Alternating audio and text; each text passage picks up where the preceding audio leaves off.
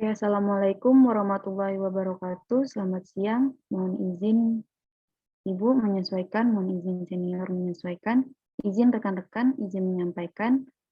Kami dari kelompok 3, kelas TD 2.15 akan menyampaikan materi line of balance yang diampu oleh dosen Rika Marilia, di mana anggota kelompoknya itu terdiri dari Ahnaf, Dara,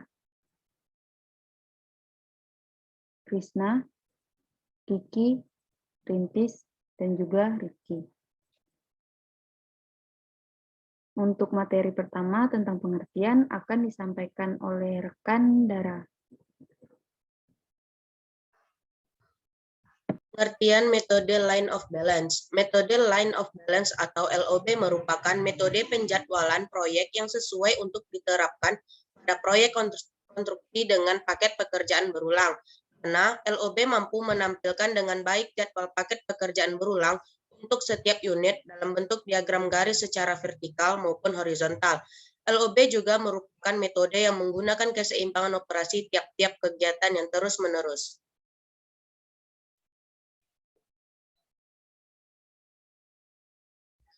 Pengertian menurut tokoh, yaitu Jaspers tahun 2004. Line balancing merupakan penyeimbangan penugasan elemen-elemen tugas dari suatu assembly line ke workstation untuk meminimumkan banyaknya workstation dan meminimumkan total idle time pada semua station untuk tingkat output tertentu.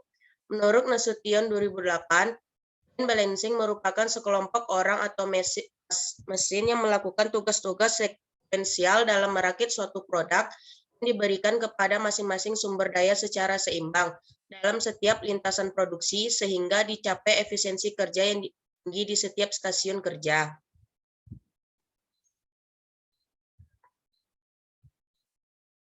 Menurut Baroto 2002, line balancing adalah suatu penugasan sejumlah pekerjaan ke dalam stasiun-stasiun kerja yang saling berkaitan dalam satu lintasan atau lini produksi. Menurut Maudesley 1997, LOB mempunyai format dasar grafik XY dengan sumbu aksis X merupakan variabel waktu dan sumbu ordinat Y merupakan variabel jumlah unit berulang. Baiklah, untuk penjelasan akan disampaikan oleh rekan Ahnaf dan juga Krisna.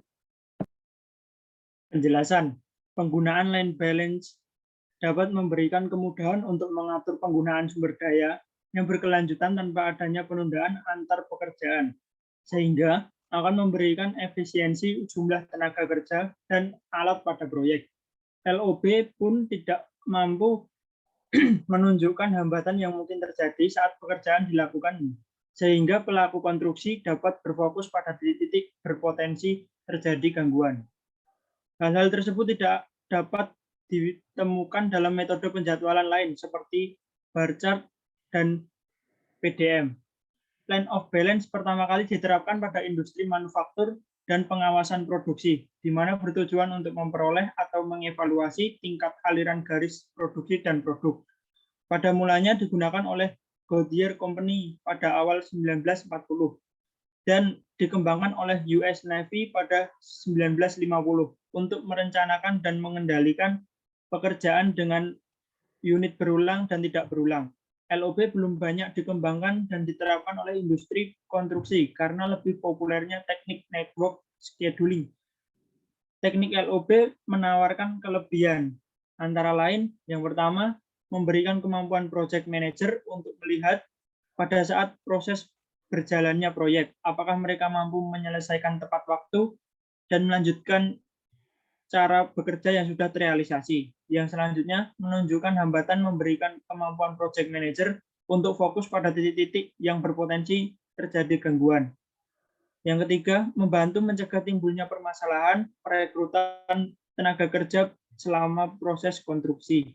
Yang terakhir, memberikan kemampuan project manager untuk memastikan proses perpindahan antar unit kerja dengan konflik minimal dan mengurangi waktu tunggu pekerja dan peralatan.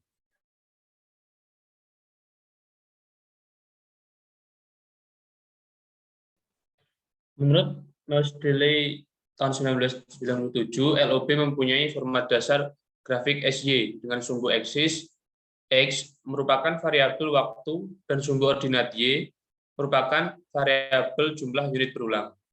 LOB pada penelitian ini akan digambarkan sebagai jajar genjang untuk setiap pekerjaan. Setiap aktivitas digambarkan sebagai garis horizontal sepanjang durasi sumbu X dan setinggi jumlah unitnya, sumbu Y. Prosedur LOB. Proses penjadwalan menggunakan LOB melibatkan beberapa tahapan dasar sebagai berikut. Yang pertama yaitu menyiapkan diagram logika yang menunjukkan urutan produksi satu siklus pekerjaan berulang. Yang kedua, memperkirakan jumlah regu kerja untuk setiap aktivitas. Yang ketiga, menyiapkan jadwal LOB. Yang keempat, menentukan waktu buffer atau jika dikehendaki. Yang kelima, menggambarkan grafik LOB. Kemudian untuk contohnya sendiri akan disampaikan oleh rekan Rifki. Baik, selanjutnya yaitu bentuk dari diagram LOB itu sendiri terlihat pada slide, yaitu untuk sumbu tegak menunjukkan kemajuan kumulatif atau persentase masing-masing pekerjaan yang sudah diselesaikan. Sedangkan untuk sumbu datar ini menunjukkan waktu. Untuk garis diagonal antar sumbu tegak dan datar masing-masing mewakili satu kegiatan. Kemiringan dari garis ini menunjukkan rata-rata kemajuan kegiatan. Dan untuk perpotongan antar garis diagram yang mewakili dua kegiatan yang harus berurutan menunjukkan adanya konflik antar kegiatan, yang mana ini harus dihindari.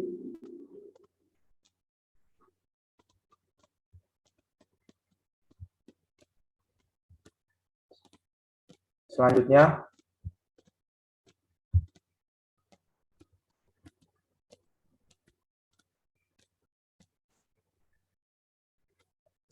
yaitu untuk contoh diagram LOB sendiri terlihat pada pekerjaan struktur dengan berwarna hijau ini dimulai dari hari ke-0 dan selesai pada hari ke-288.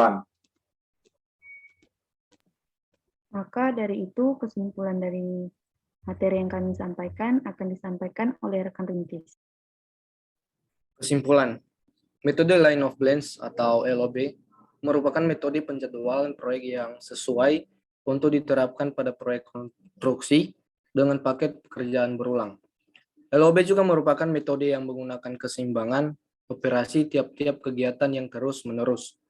Metode ini mampu menunjukkan hambatan yang mungkin terjadi saat pekerjaan dilakukan, sehingga pelaku konstruksi dapat berfokus pada titik berpotensi terjadi gangguan.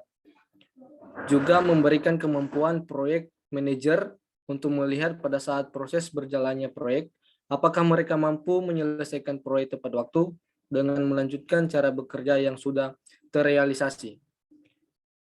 Setelah itu menunjukkan hambatan, memberikan kemampuan project manager untuk fokus pada titik-titik yang berpotensi terjadi gangguan, membantu mencegah timbulnya permasalahan perekrutan tenaga kerja selama proses konstruksi, dan terakhir memberikan kemampuan project manager untuk memastikan proses perpindahan antar unit kerja dengan konflik minimal dan mengurangi waktu tunggu pekerjaan dan peralatan.